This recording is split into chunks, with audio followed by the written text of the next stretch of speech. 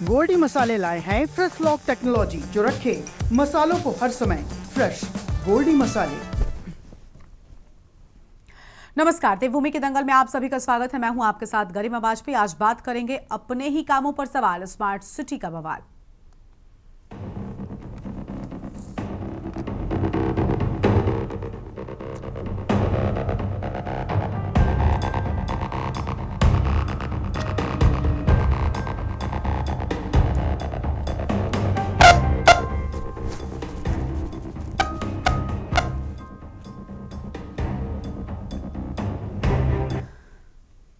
Smart city के काम उत्तराखंड सरकार के लिए सिरदर्द बनते जा रहे हैं। विकास कार्यों की सुस्त गति जनता के लिए परेशानी का सबब बन रही है। इन हालातों के बीच भाजपा के राजपुर विधायक ने ऐसा बड़ा खुलासा कर दिया है जो पूरे प्रोजेक्ट पर ही सवाल खड़े कर रहा है। दरअसल भाजपा विधायक ने सीधे तौर पर कह दिया है कि देहरादून स्मार्ट सिटी में जो काम हुए हैं वो संतोषजनक आधार पर नहीं किए गए। बता दें कि स्मार्ट सिटी के कामों को लेकर दून स्मार्ट सिटी के नाम पर 1537 करोड़ रुपए की धनराशि सरकार ने सिटी को स्मार्ट करने के लिए दी थी, जिससे लगभग 500 करोड़ की धनराशि कम समय से पूरा ना होने के कारण केंद्र सरकार को वापस चली गई और स्मार्ट काम अभी भी अधूरा ही है। अब तो सरकार के विधायक भी इस बात को खुद स्वीकार करते नजर आ रहे हैं कि कमेटी सही नहीं बनाई गई और अधिकारियों की लापरवाही की वजह से आम जनता को अलग से परेशानी का सामना करना पड़ा है। राजधानी देहरादून में स्मार्ट सिटी को लेकर सियासत तेज हो गई है। स्मार्ट सिटी का सपना देखते देखते देहरादून की सड़कें आज भी खुद ही पड़ी हैं, योजनाएं फाइलों में दबी हैं और आम आदमी धूल मिट्टी में सफर करने को मजबूर है। करोड़ों रुपए खर्च होने के बाद भी जमीन पर तस्वीर बदलने का नाम नहीं ले रही है। हालात तो ये हो गए हैं कि खुद सत्तारूढ़ बीजेपी के विधायक इस काम से संतुष्ट नहीं है और अब खुलकर नाराजगी भी जता रहे हैं। बीजेपी विधायक खजान दास का कहना है कि देहरादून को स्मार्ट सिटी बनाने के लिए जिस रफ्तार और जिस तरीके से काम होना चाहिए था वो अब तक नहीं हो पाया और इससे वो संतुष्ट नहीं है। ये बयान इसलिए भी अहम है क्योंकि ये विरोधी खेमे से नहीं बल्कि सत्ता पक्ष के अपने ही नुमाइंदे की जुबान से निकला। अब एक बार फिर से विपक्ष को सरकार के स्मार्ट कामों को लेकर घेरने का मौका मिल गया है। आज इसी मुद्दे पर करेंगे विस्तार से बातचीत। खास मेहमान हमारे साथ में होंगे, लेकिन उससे पहले आपको एक खास रिपोर्ट दिखाते हैं। स्मार्ट सिटी के कामों की पोल दर बदर खुलती नजर आ रही है। बीजेपी विधायक खजान दास ने पत्रकारों से बातचीत में साफ शब्दों में कहा, देहरादून को स्मार्ट सिटी बनाने के लिए जिस रफ्तार और जिस तरीके से काम होना चाहिए था वो अब तक नहीं हो पाया है और इससे वो खुद संतुष्ट नहीं है। ये बयान इसलिए भी अहम है क्योंकि ये विरोधी खेमे में से नहीं बल्कि सत्ता पक्ष के अपने नुमाइंदे की जुबान से निकला है। हालांकि विधायक खजान दास ने सरकार का बचाव करते हुए ये भी कहा कि विकास कार्य लगातार जारी है और नई जरूरतों के हिसाब से योजनाओं में बदलाव होते रहते हैं। उनका ये भी मानना है कि किसी भी विकास कार्य को धरातल पर उतारने के लिए अधिकारियों और जनप्रतिनिधियों के बीच तालमेल बेहद जरूरी है और इसकी कमी कहीं न कहीं इन कामों में रोड़ा बन रही है। वहीं भाजपा अपने विधायक का बचाव करती नजर आ रही है। भाजपा विधायक के बोल पर अब विपक्ष ने भी सरकार पर स्मार्ट कामों को लेकर हल्ला बोल दिया है। देखिए, मैं कहता हूं कि जैसे मैंने पूर्व में कहा कि विकास हो रहा है, पीछे भी हो रहा था, आगे भी होगा, अभी भी हो रहा है।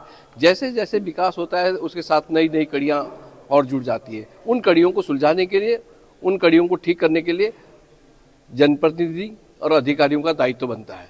हम एक दूसरे के पार्ट हैं।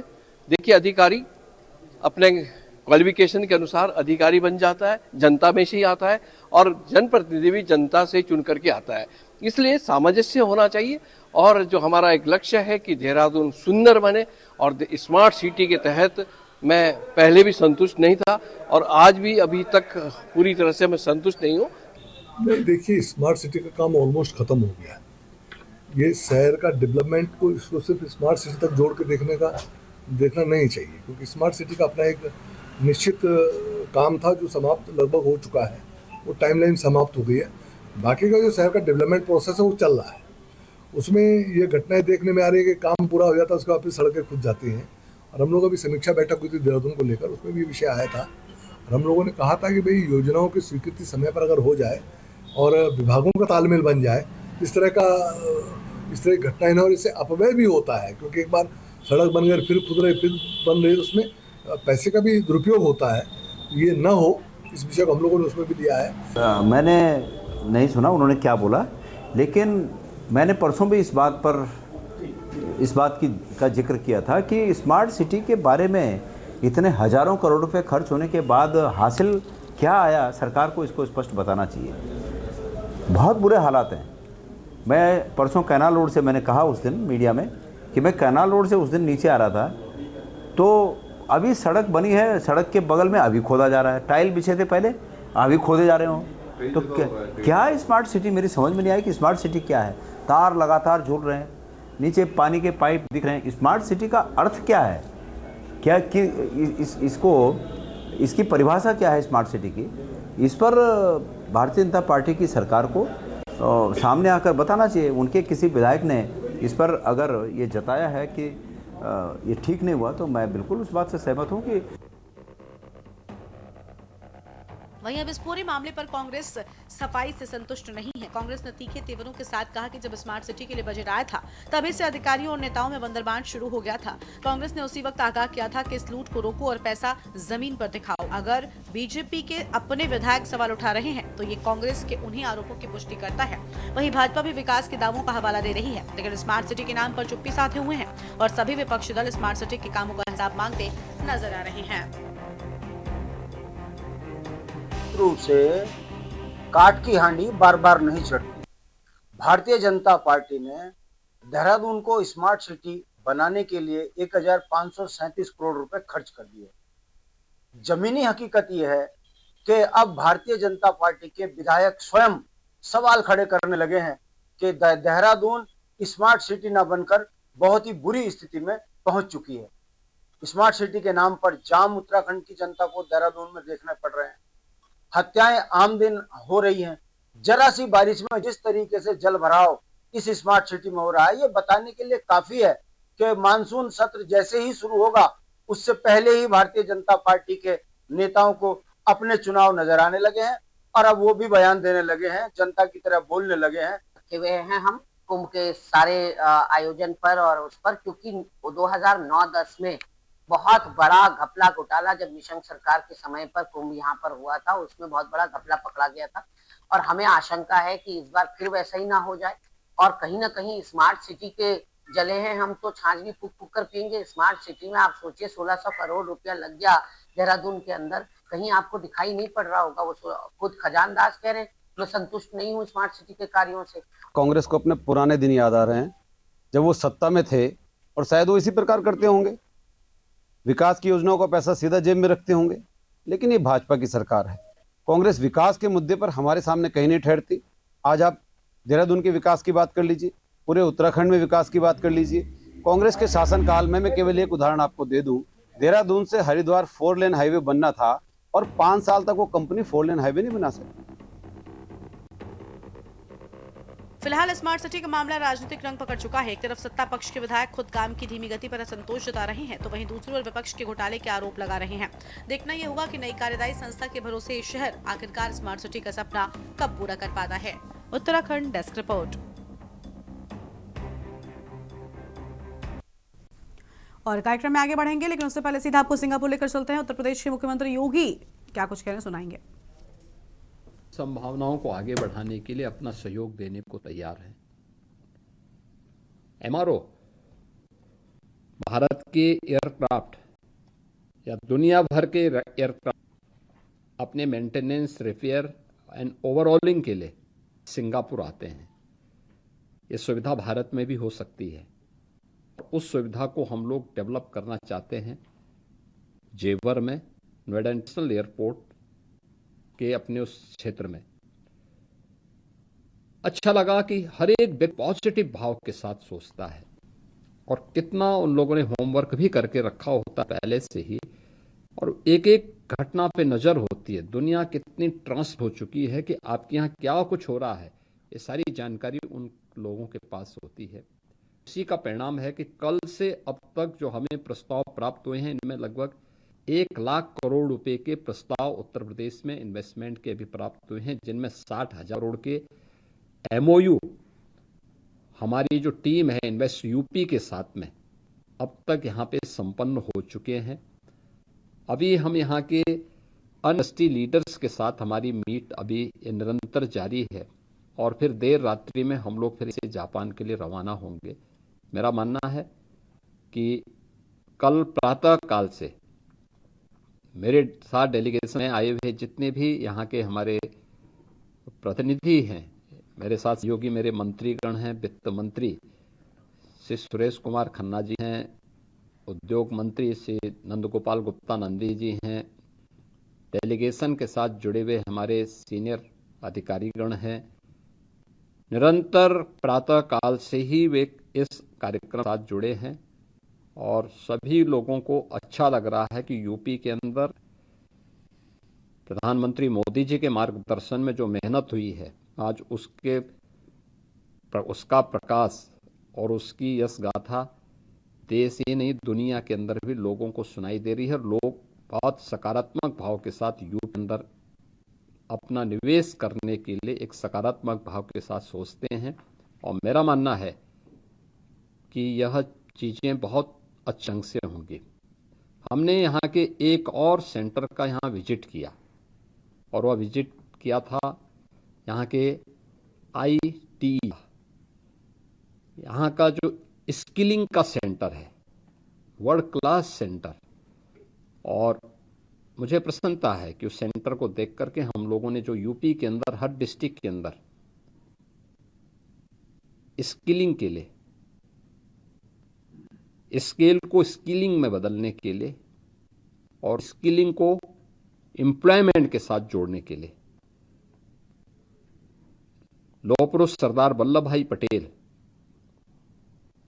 एम्प्लॉयमेंट जोन डेवलप करने की जो कार्रवाई हमारी यूपी के अंदर हो रही है, उसका एक यहाँ पे हमें देखने को भी मिला है और उनके साथ भी हम इस कार्यक्रम को आगे बढ़ाएंगे। मैं धन्यवाद दूंगा जो हमारे यहाँ के उच्चायुक्त ने इस पूरे कार्यक्रम को हमारी टीम के साथ मिलकर किस तरीके से तय किया है कि ढेर सारे जो दर्जनों डेलीगेशन के साथ बिजनेस के मुद्दे पर, इन्वेस्टमेंट के मुद्दे पर, फिनटेक से जुड़े हुए मुद्दे पर या फिर लॉजिस्टिक और इंफ्रास्ट्रक्चर के फील्ड में कहां कहां पे data centre, semiconductor, MRO, skilling, इन सभी फील्ड में कैसे यूपी की इन संभावनाओं को आगे बढ़ाया जा सकता है, एक बहुत सकारात्मक भाव के साथ प्रधानमंत्री मोदी जी के उस विजन को, जिन्होंने भारत भी मिशन को इस बात का टारगेट दिया है कि हमें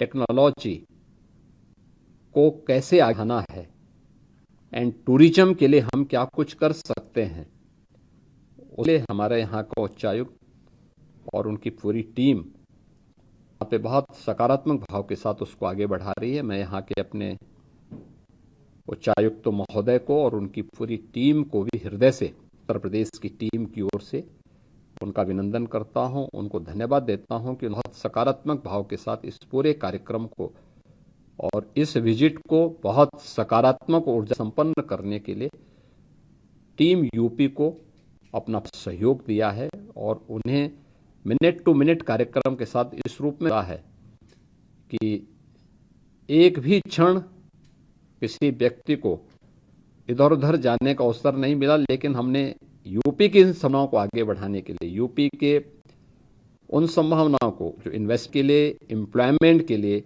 और $1 ट्रिलियन की इकोनॉमी की दिशा में यूपी को आगे बढ़ाने के लिए जो आवश्यक है, उसके लिए ये सभी कार्यक्रम हमारे सफलतापूर्वक आगे बढ़े हैं। और मेरा विश्वास है ये जो MOU यहाँ पर हो रहे हैं या जो प्रस्ताव हमें प्राप्त हुए हैं 1 लाख करोड़ रुपए तक के और जिसमें 60,000 तक के MOU यहाँ पे संपन्न हुए हैं, ये सभी यूपी को $1 ट्रिलियन की इकोनॉमी स्थापित करने की दिशा में मील के पत्थर साबित होंगे। धन्यवाद जी।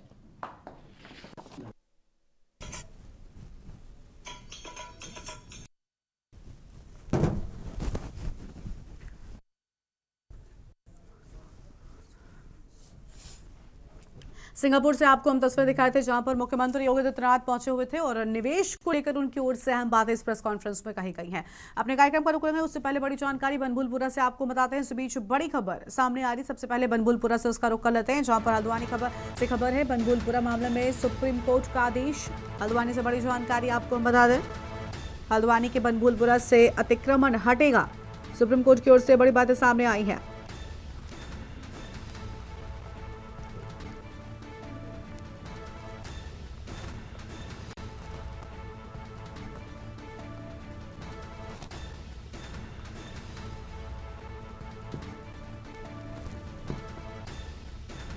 बनबुलपुरा में रेलवे की जमीन से हटेगा अतिक्रमण, बड़ी जानकारी आपको हम बता रहे हैं।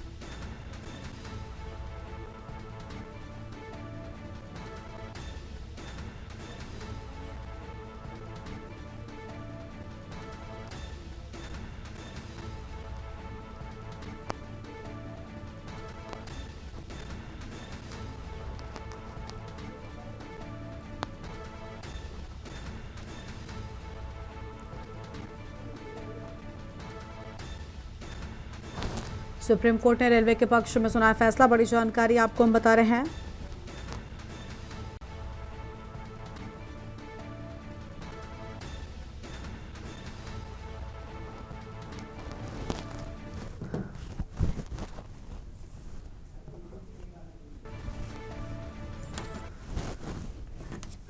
वापस अपनी चर्चा का रुख कर लेते हैं। खास मेहमान हमारे साथ में लगातार जुड़ चुके हैं, उनसे आपका परिचय कराते हैं। हमारे साथ में इंदु मान जी हैं, प्रदेश प्रवक्ता कांग्रेस पार्टी की ओर से, दीपक रावत केंद्रीय प्रवक्ता उत्तराखंड क्रांति दल की ओर से, और कुलदीप राणा जी हमारे साथ में वरिष्ठ पत्रकार हैं, भाजपा से सुशील त्यागी हैं, प्रदेश प्रवक्ता हैं। सभी मेहमानों का बहुत बहुत स्वागत। आज की हमारी चर्चा में शुरुआत भारतीय जनता पार्टी के साथ में ही कर लेते हैं। सुशील त्यागी जी, स्मार्ट सिटी का सपना साकार होगा कब आखिर?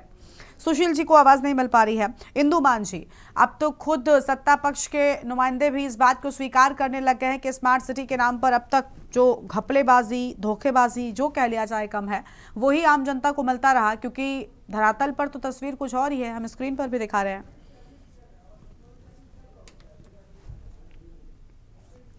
इंदु मान जी। जी जी जी जी गरिमा जी बोलिए। सभी को नमस्कार।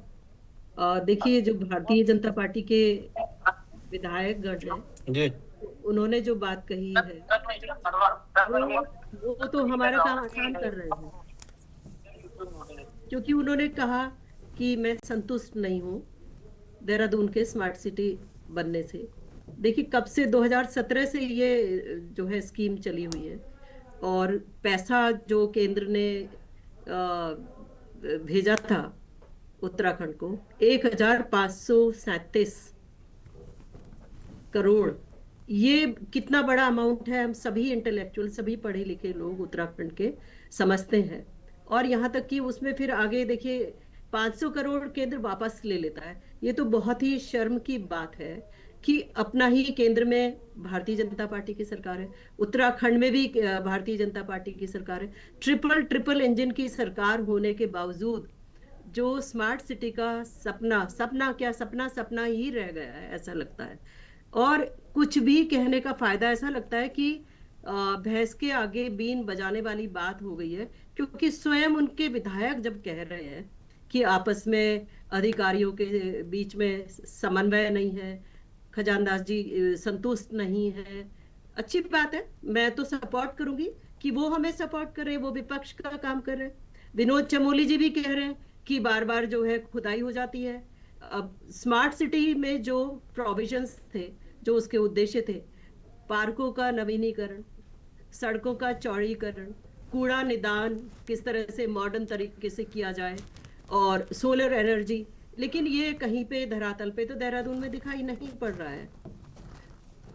5 स्मार्ट सिटी बनाने की बात हुआ करती थी उत्तराखंड जब बना था और हमारी कांग्रेस की सरकार थी तब से, लेकिन फाइनली केवल एक देहरादून पे बात आके अटकी। पर वो भी आज 26वां वर्ष चल रहा है उत्तराखंड को बने हुए, और 2017 से भी 9 वर्ष पूरे हो चुके हैं। पैसा जब देखिए, जब ये आया था आपके न्यूज में खुद ही कह रहे कि कांग्रेस ने तो तभी प्रश्न उठाए थे कि जो इतना बड़ा अमाउंट आया है उसमें लूट प्रारंभ हो गई है, उसमें लूट मचाना शुरू कर दिया, तो तभी चेताया था भारतीय जनता पार्टी की सरकार को कांग्रेस पार्टी ने। तो अब इनसे क्या उम्मीद की जाए ये बिल्कुल समझ में नहीं आता कि देहरादून की हालत जो पहले जैसा था देहरादून अब और बदतर हो गई है। स्मार्ट होने की बात तो बहुत दूर है, बरसात रेनी सीजन होते ही लोग डरने लगते हैं कि देहरादून हम कैसे जाएंगे, क्योंकि सभी जानते हैं विधानसभा के बाद जो एरिया है वहां पे कितना पानी भर जाता है, तो आगे जाने का बहुत समस्या प्रारंभ हो जाती है। देहरादून जैसी सिटी जो कि हमारी कैपिटल है, वहां पे जाने के लिए अगर उत्तराखंड के लोगों को सोचना पड़ेगा तो हालात कहाँ जा रहे हैं, बहुत ही निराशाजनक स्थिति है। मैं देख रही थी कि जहाँ पे खजानदास जी बोल रहे थे बहुत सारे मीडिया के सामने, वहां पे पीछे लिखा हुआ था कि अधिकारों के साथ साथ कर्तव्य बोध भी होना चाहिए, और नीचे लिखा था श्यामा प्रसाद मुखर्जी। तो अब ये तो सभी जो हमारे बड़े लीडर्स हुए हैं जिनकी वजह से देश आजाद हुआ है, पहले से कहा जाता है कि भाई जब हमारे पास कोई रिस्पॉन्सिबिलिटी आती है तो हमारे जिम्मेदारियां और ज्यादा बढ़ जाती हैं। ये नहीं कि हम जब भी हम कोई लीडर बने तो बन के बस बैठ जाए, लेकिन आज हमें देखने को यही मिल रहा है कि बनना तो चाहते हैं। बनने का उद्देश्य क्या है? जनता विधायकों को चुनती है और विधायकों को अपने क्षेत्र का विकास करने के बजाय अब जनता को क्या कहे, लूट तो हर तरह की मची हुई है यहाँ पर। स्मार्ट सिटी पे इनका ध्यान हो तभी तो स्मार्ट सिटी बनेगी, इनका फोकस तो कहीं पर और है। फोकस है उत्तराखंड को कहां से कितना कमजोर किया जाए।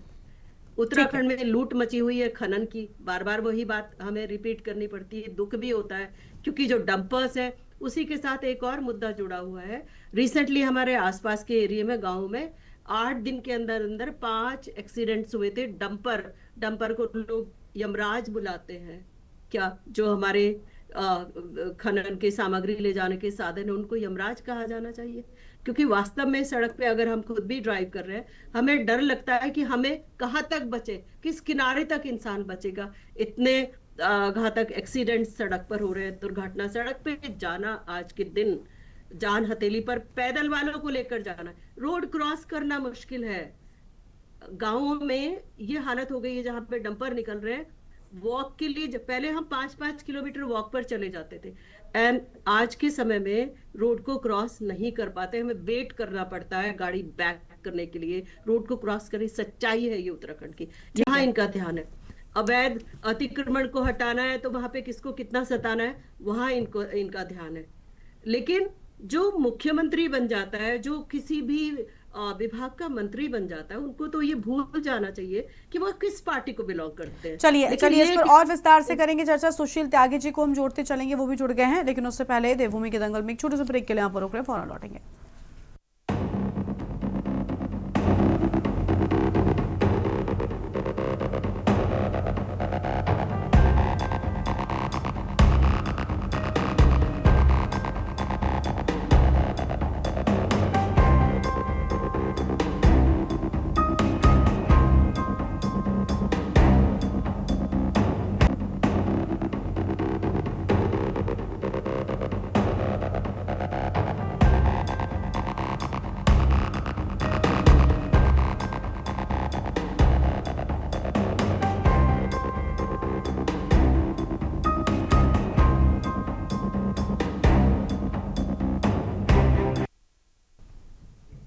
ब्रेक के बाद देवभूमि के दंगल में आप सभी का स्वागत है। खास मेहमान हमारे साथ में लगातार चर्चा में बने हुए हैं, रुक कर लेंगे सुशील त्यागी जी का। सुशील जी, आवाज मिल रही है आपको? सर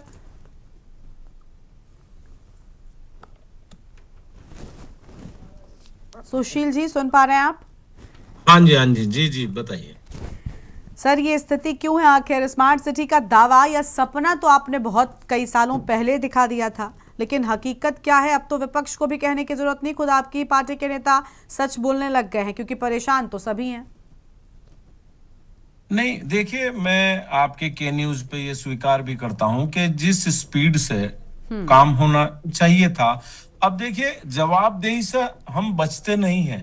अगर हमारे जनप्रतिनिधि थे माननीय विधायक जी, उन्होंने भी असंतुष्टि का भाव दिखाया, तो कुछ तो कमियां रही हैं और उनको सरकार ठीक भी करेगी, और हम उसको मानते भी हैं कि जिस स्पीड से काम होना चाहिए था नहीं हुआ।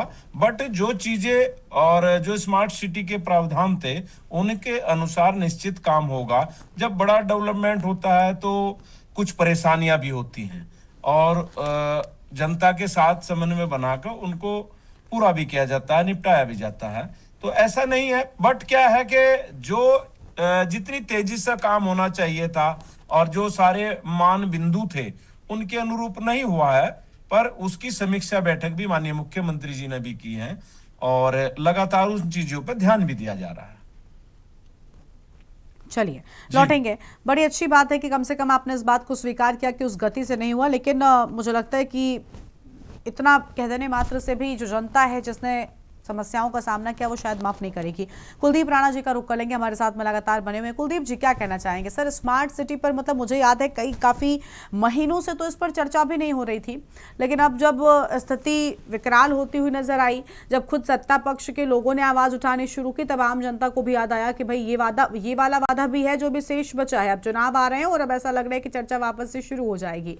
स्थिति पहले चुनाव से लेकर दूसरे चुनाव तक आ गई, लेकिन ठीक नहीं हो पाई। ऐसा क्यों आखिर?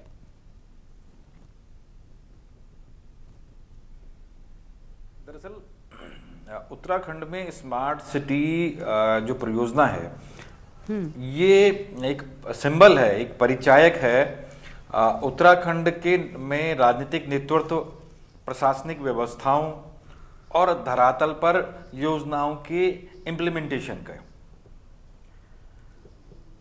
आप ये देखिए कि यह पूरी योजना जिस उद्देश्य से आई थी और जिस उद्देश्य के साथ इस पूरी योजना को लेकर के तमाम दावे किए गए थे, मुझे हमने के न्यूज़ पे, आपको ध्यान होगा गरिमा जी, कि हमने कई बार इस पे चर्चाएं भी की हैं, और मुझे अभी एक एक घटना याद आ रही है।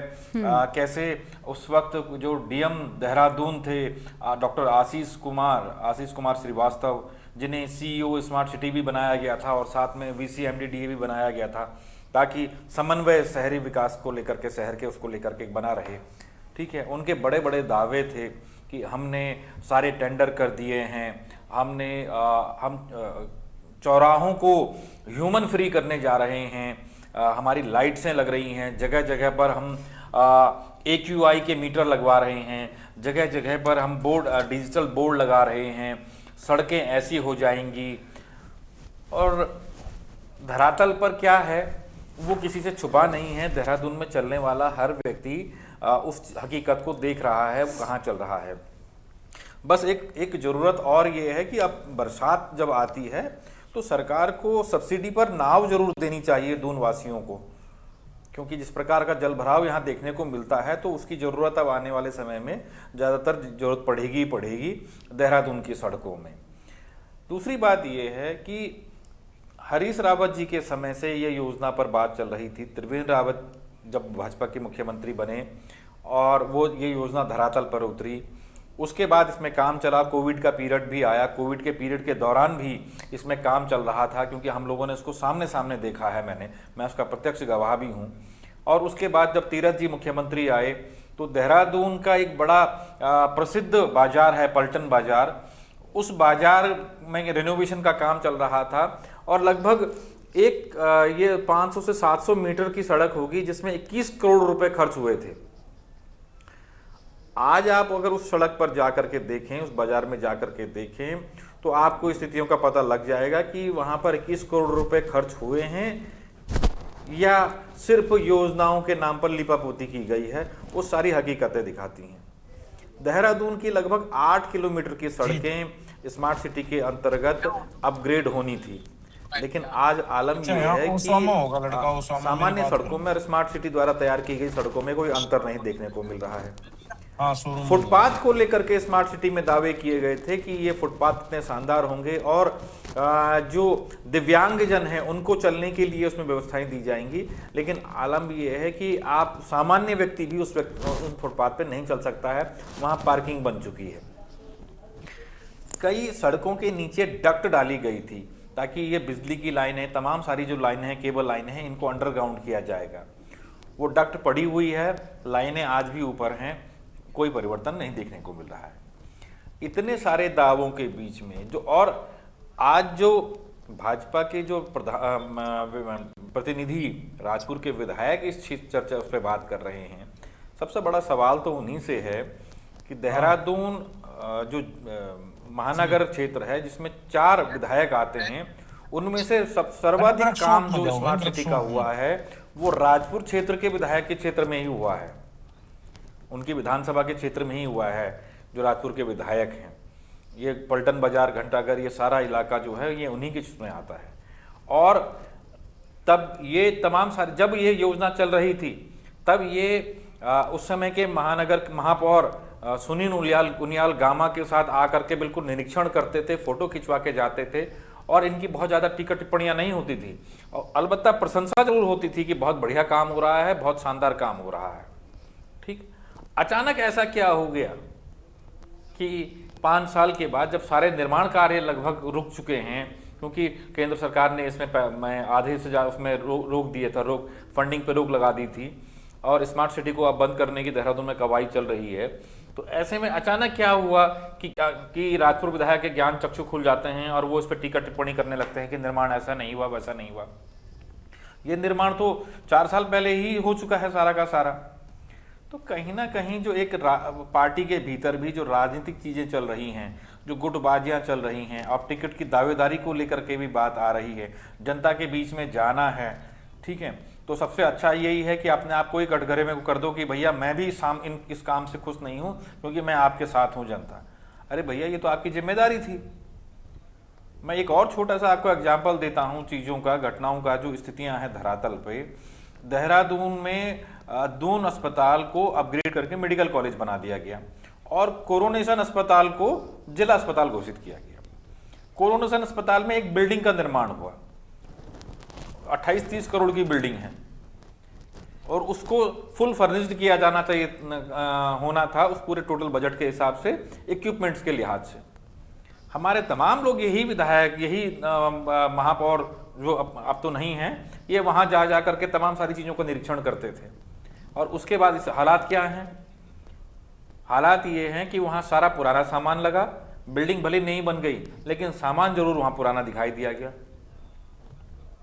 तो ये जो गुणवत्ता को लेकर के आज ये सवाल उठा रहे हैं, सबसे बड़ी बात यह है कि जनता के कटघरे में खुद इनकी क्रेडिबिलिटी कटघरे में है।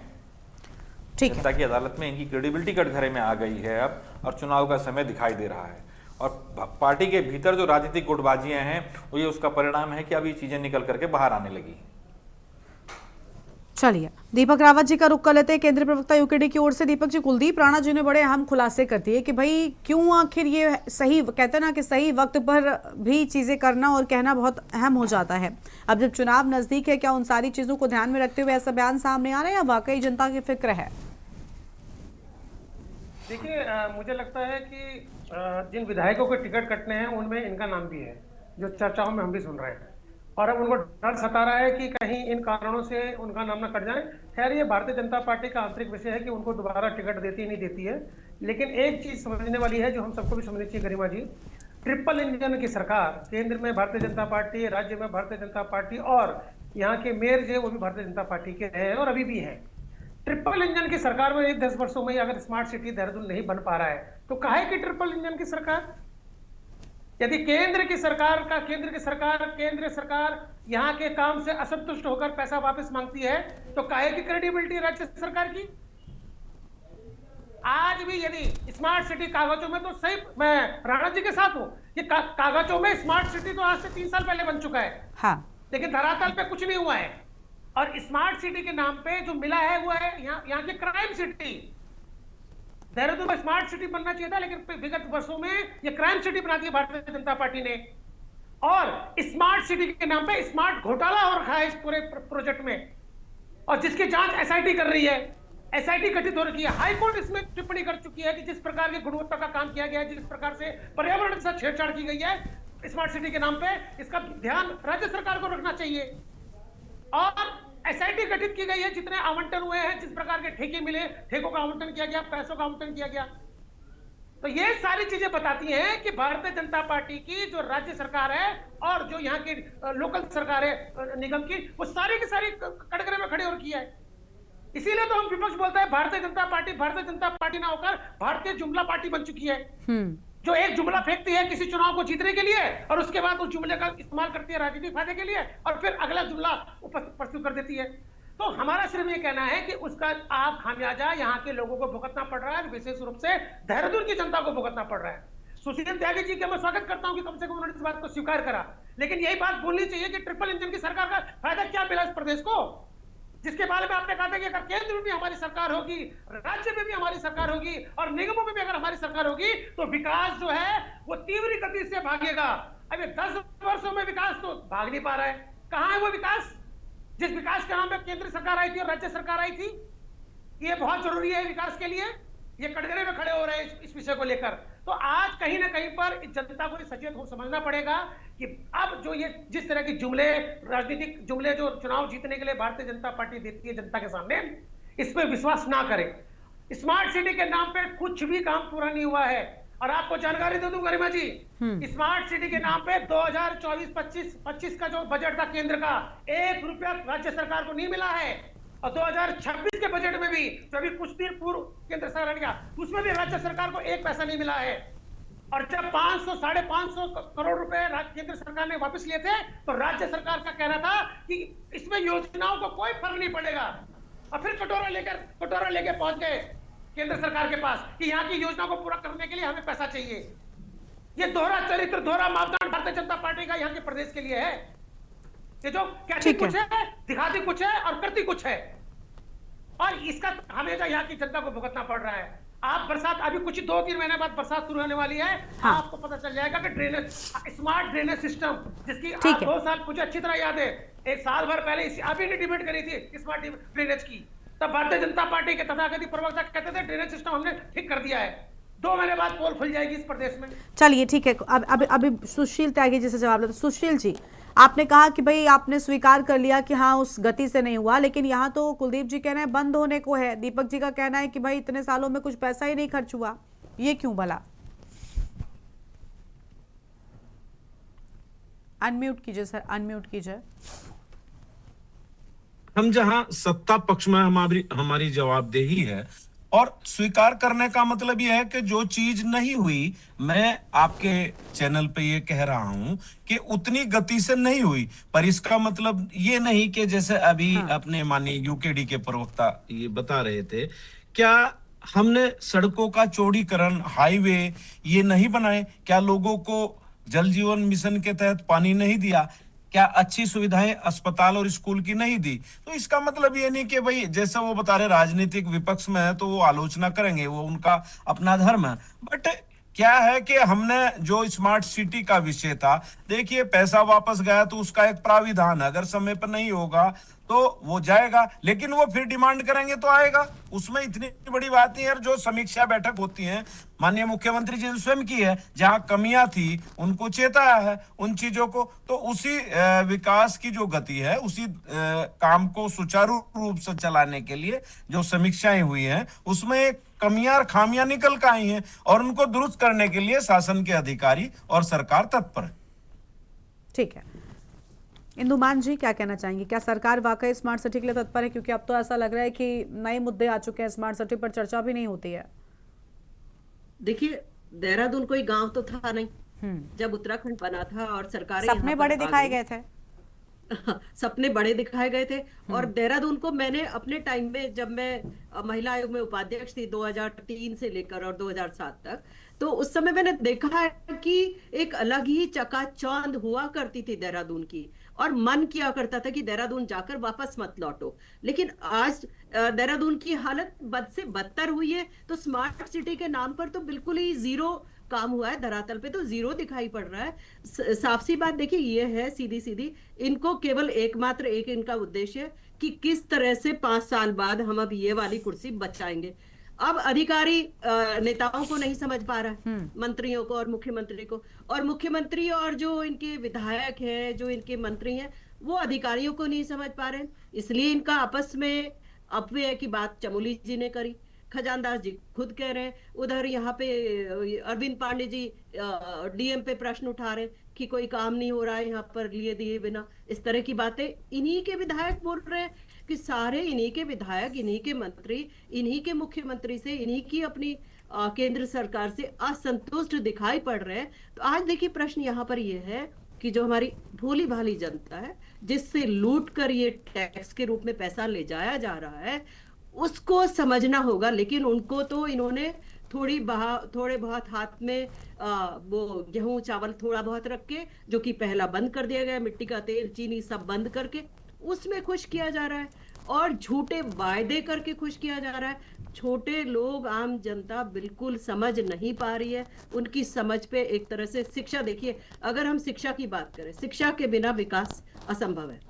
जो शिक्षा का स्तर 2003 2002 से लेकर 7-8 तक रहा, फिर भारतीय जनता पार्टी की गवर्नमेंट आ गई, उसको हमारी सरकार ने, जब बहुगुणा जी और हरीश रावत जी थे, सुधारने का प्रयास किया, लेकिन वो अल्प समय में थी सरकार, 2 मुख्यमंत्री थे, आपस में लड़ाई हो गई उस समय, तो वो विकास नहीं हो पाया और अब 17 से ये बैठे हुए। तो बहुत ही असंतुष्टि की बात जनता के मन में भी आज है। लेकिन अधिकारी को, अगर अधिकारियों का भी जमीर जाग जाए और चुनावों में इतनी घोटाले बंदी ना करेंगे तो तभी कुछ, देखिए इस उत्तराखंड का हो सकता है, वरना स्थिति बहुत खराब है, बहुत ज्यादा असंतुष्ट है। देखिए चाहे वो कहना नहीं चाहिए, चाहे जो सोशल मीडिया है, आप जैसा मीडिया भी, मैं तो धन्यवाद करूंगी आप लोगों का कि आप लोग एटलीस्ट डिबेट कराते हैं और हमारी बात थोड़ी बहुत कहीं तक पहुंचती है। लेकिन आज बात करने का जरिया भी खत्म हो चुका है, अपने मुंह पे ताला लगाना पड़ता है, बोलना असंभव हो गया है, क्योंकि साधारण से लोगों के ऊपर भी यहाँ पर ब्लेम लग जाता है। सीधी सी बात आज ये हो गई है, दुखद है स्थिति उत्तराखंड, ये कहूंगी। चलिए लौटते हैं आपके पास। दुखद स्थिति है कुलदीप जी, और इस स्थिति का जिम्मेदार भला किसको माना जाए? क्या इस बार 27 के चुनाव में स्मार्ट सिटी कोई मुद्दा भी होगा? क्या सड़कों की बदहाल, ट्रांसपोर्टेशन की, इन सारी चीजों की चर्चा होगी चुनाव से पहले, या इस बार क्योंकि नए टर्म्स इजाद करे जा चुके हैं उन पर ही पूरा चुनाव केंद्रित हो जाएगा?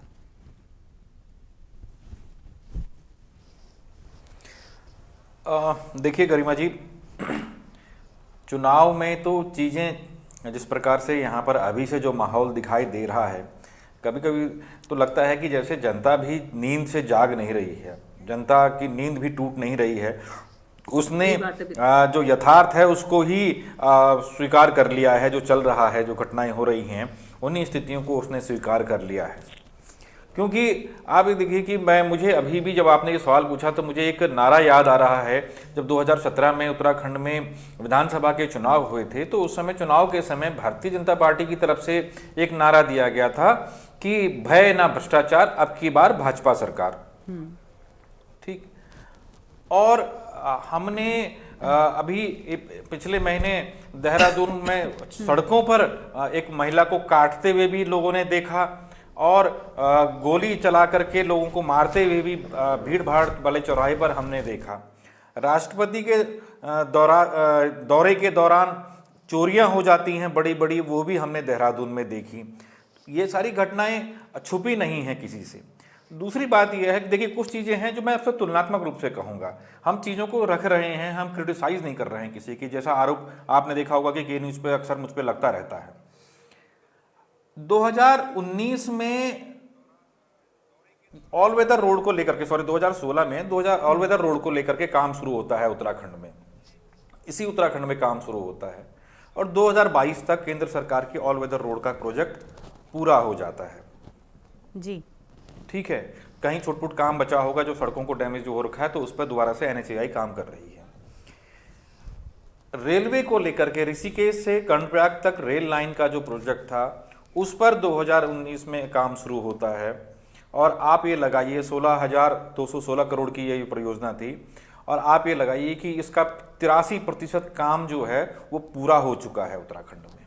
ये दोनों कार्य भारतीय जनता पार्टी की ही केंद्र सरकार ने किए हैं और इसी उत्तराखंड राज्य में हो रहे हैं। दल की एक सरकार के काम की गति ये है और दल के दूसरे फिर राज्य सरकार के काम की गति क्या है, ये तुलनात्मक रूप से हम देख सकते हैं, हमारे सामने है, जनता भी देख रही है।